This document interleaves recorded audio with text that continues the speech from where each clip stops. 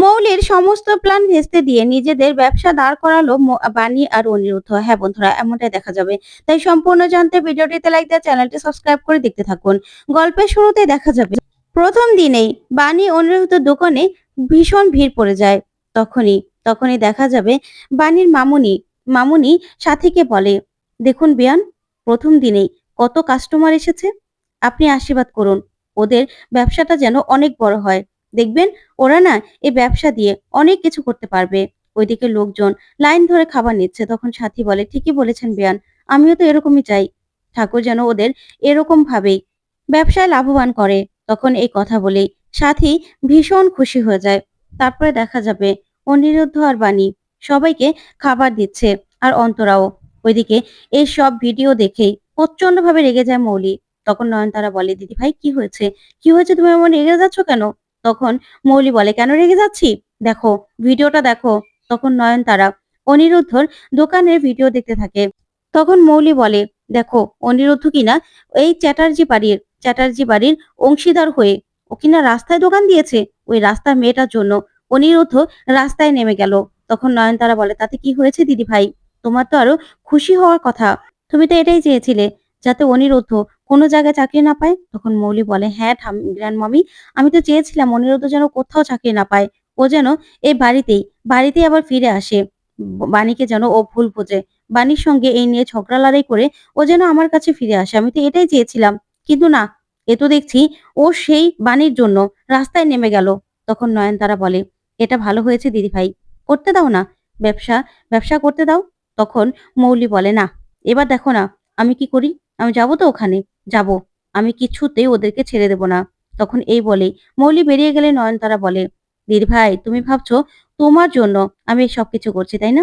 কিন্তু না, অনিরুদ্ধ আমাকে একবার অপমান করেছিল এই বাণীর জন্য। আমি তো সেই প্রতিশোধই নিতে চাই শুধুমাত্র তোমার সঙ্গে থেকে। তুমি ভাবছো আমি তোমার জন্য তোমার পাশে থাকছি, কিন্তু না, আমি তো আমার অপমানের বদলা নেওয়ার জন্য আমি আমি এই সব কিছু করছি। সেটা কেউ জানে না, কেউ না। আমি যে কি জিনিস সেটা আমি ছাড়া আর কেউ জানে না। এই বলে নয়নতারা হাসতে থাকে। তারপরে দেখা যাবে নয়নতারা আর মৌলি মিলে বাণীদের হোটেলের সামনে যায় আর গিয়ে বলে, বা অনিরুদ্ধ, এই রাস্তার মেয়েটার সঙ্গে তুমি একদম রাস্তায় নেমে আসলে। ওইদিকে ওইদিকে মৌলির কথা শুনে অবাক হয়ে যায় সবাই। তখন মৌলি বলে, আমি না ভাবতে পারছি না, তুমি এই রাস্তার মেয়েটার কথা শুনে রাস্তায় দোকান খুলে বসলে। তখন নয়নতারা বলে, ভালোই তো হয়েছে, মিষ্টি করে রাস্তায় দোকান দিচ্ছে। বাণীর বুদ্ধির সঙ্গে কেউ পেরে উঠবে না। নিজে একদম সিংহাসনে উঠে বসলো আর বাড়ির ছেলেটাকে রাস্তায় নামিয়ে ছাড়লো। বাণী তুমি জিনিয়াস। তখন বাণী কিছু বলে না। তখন মৌলি বলে, আসলে আমি না অবাক হয়ে যাচ্ছি অনিরুদ্ধ, তুমি এই মেয়েটার জন্য রাস্তায় কিনা দোকান দিয়েছো। হুম, কদিন পরে তো দেখা যাবে তুমি এই বাণীর কথায় টাইম কলেও স্নান করছো। সেরকমই মনে হচ্ছে হবে, তাই না? তুমি তো এই মেয়েটার জন্য দেখছি সবকিছু করতে পারছো। তখন অন্তরা বলে ওঠে, আচ্ছা, এটা আবার কি টাইম কল মানে?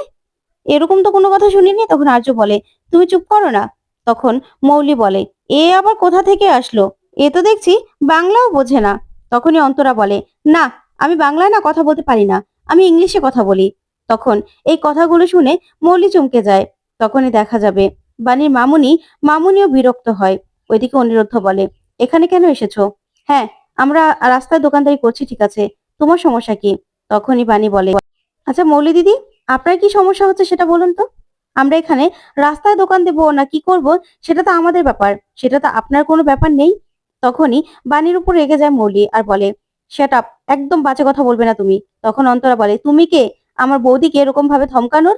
তখন এই বলে অন্তরা আর মৌলি দুজনের মধ্যে লড়াই লেগে যায়। তখন দুজন দুজনকে যা সামনে পায় সবকিছু ছুটতে থাকে।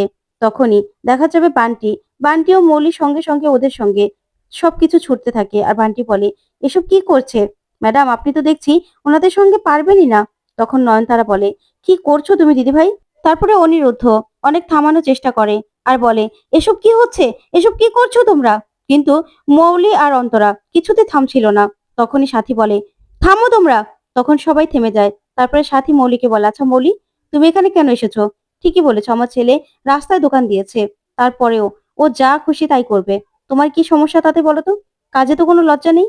তুমি এখান থেকে প্লিজ চলে যাও, তোমাকে এখানে আমি দেখতে চাইছি না। তখন মৌলি এই কথা শুনে অবাক হয়।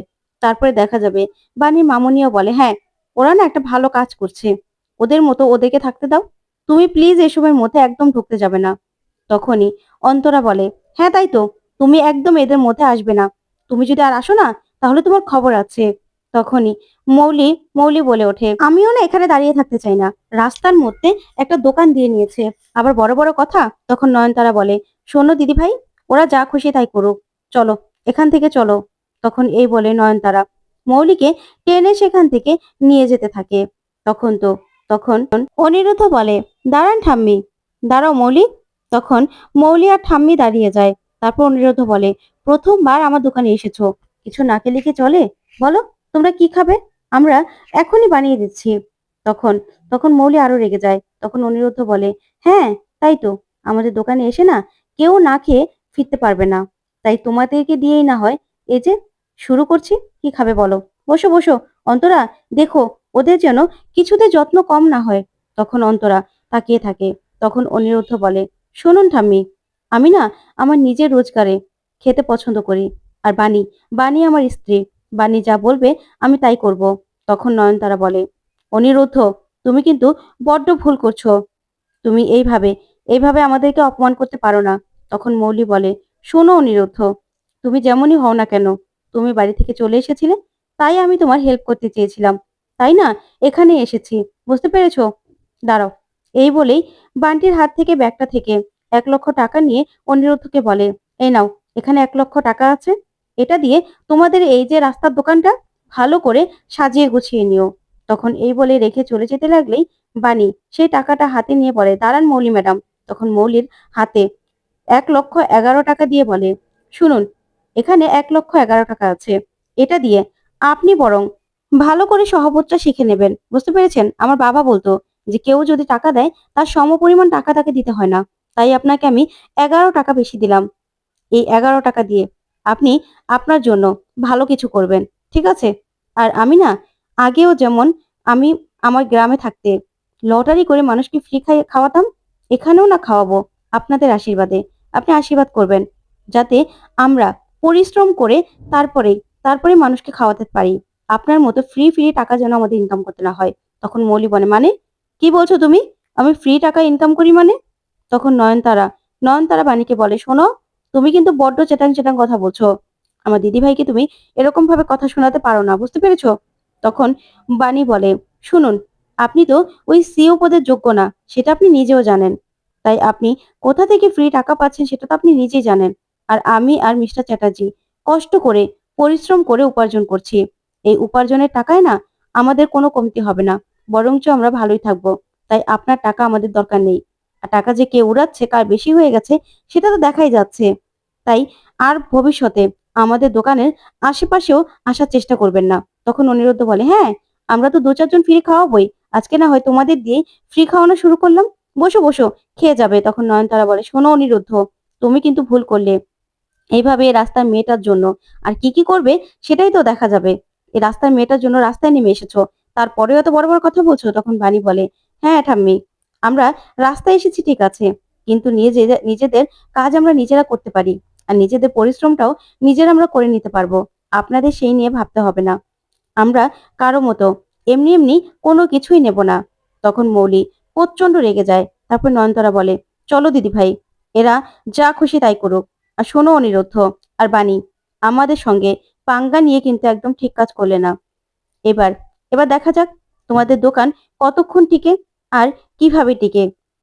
নিজেদের কবরটা কিন্তু এবার নিজেরাই খুঁড়ে ফেললে। তখন এই কথা বলেই সেখান থেকে নয়নতারা মৌলিকে নিয়ে চলে যায়। তারপরেই দেখা যাবে অনিরুদ্ধ বাণীকে বলে, বাণী, সত্যি আজকে আমি তোমার জন্য প্রাউড ফিল করছি, তুমি যেভাবে ওদেরকে উচিত জবাব দিয়েছো না, একদম ঠিক হয়েছে। তখন একজন অসহায় মানুষ এসে বলে, মা, আমাকে কিছু খেতে দেবে, আমার কাছে টাকা নেই। তখন বাণী বলে, হ্যাঁ হ্যাঁ, কেন খেতে দেবো না, টাকা লাগবে না। এই বলেই খাবার দেয়। ওইদিকে দেখা যাবে মৌলি বারবার করে সেই ভিডিওটা দেখতে থাকে।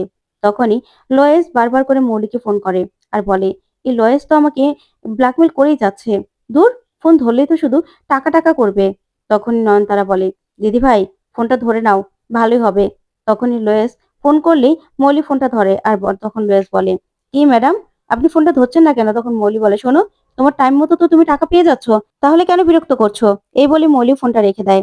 তারপরে মৌলি বলে, গ্র্যান্ড মমি, কি যে সমস্যায় পড়লাম, না বাণীকে সরাতে পারলাম, না এই লোয়েসকে সরাতে পারছি। লোয়েস তো দেখছি আমার পিছনে পড়ে গেছে, একদম ব্ল্যাকমেল করছে। তখন নয়নতারা বলে, শোনো দিদি ভাই, তুমি না একদম মারার কথা ভাববে না, মানুষ মারার কথা চিন্তায় আনবে না। তখন মৌলি বলে, শোনো গ্র্যান্ড মমি, আমি না যা বলি তাই করি, তোমার মতো আমি বোকা না। তখন নয়নতারা মনে মনে বলে, আমি যে কি জিনিস দিদি ভাই, তুমি নিজেও জানো না। আমি আমার স্বার্থের জন্য সবকিছু করতে পারি, এমনকি তোমাকেও আমি দরকার হলে আমার রাস্তা থেকে সরিয়ে দিতে পারি। তখনই মৌলি বলে, গ্র্যান্ডমমি, কি হলো, কি ভাবছো? তখন নয়নতারা বলে, না কিছু না। তখন মৌলি বলে, শোনো, আমি যেটা ঠিক করেছি সেটা আমি করবই। এবার দেখো না, ওই রাস্তার দোকান নিয়ে বড় বড় কথা বলছে তো, এবার রাস্তার দোকান কি করে শেষ করি। এই বলে কাউকে যেন ফোন করতে থাকে। ওইদিকে ওইদিকে বাণী বাণী সাথীর সঙ্গে হিসাব করতে থাকে যে ওদের কত টাকা বিক্রি হলো, কত টাকা আয় হলো। ঠিক তখনই সেখানে অনিরুদ্ধ আসে আর এসে বলে, আচ্ছা আমার ভাগের টাকা কোথায়? তখন সাথী বলে, আচ্ছা তোর ভাগের টাকা কি? তুই আর বাণী তো একই, তোদের দুজনেরই তো টাকা তাহলে। তখন অনিরুদ্ধ বলে, না, আমার ভাগের টাকা আমার চাই, আমার অর্ধেক টাকা আমার চাই। এই বলেই বাণীর থেকে নিয়ে নেয় অনিরুদ্ধ। তখন বাণী খুশি হয়, কিচ্ছু বলে না, মন খারাপও করে না। ওইদিকে অনিরুদ্ধ টাকাটা নিয়ে নিজের ঘরে একটা বক্সের মধ্যে রেখে দেয় আর মনে মনে বলে, সরি বানি, তোমাকে আমি বলতে পারছি না, তোমার থেকে এইভাবে আমি টাকাটা নিয়ে আসলাম, তুমি আমাকে ভুল ভেবো না। আসলে প্রিন্সেসের চিকিৎসা করাতে এখনো তো অনেকগুলো টাকা লাগবে, তাই তোমার উপর আমি চাপ দিতে চাই না। তাই এইভাবেই আমাকে টাকা জমাতে হবে। এই ভেবে অনিরুদ্ধ খুব কষ্ট পায়। তারপরে দেখা যাবে সকালবেলা হোটেলে কাজ করছে অনিরুদ্ধ আর বাণী। তখনই একজন লোককে মৌলি সেখানে ফিট করে পাঠায়। আর মৌলি বাইরে দূরে দাঁড়িয়ে দাঁড়িয়ে থাকে গাড়ি নিয়ে। তখন লোকটাকে ইশারা দিলেই লোকটা খাবার খেয়ে কেমন নাটক করতে থাকে পেটে ব্যথার। তখনই অনিরুদ্ধ আর বাণী চমকে যায়, বলে, কি হয়েছে, কি হয়েছে আপনার? তখনই লোকটা বলে, দূর, বাসি খাবার দিয়েছেন, আবার বলছেন কি হয়েছে, আমার পেটে ব্যথা করছে।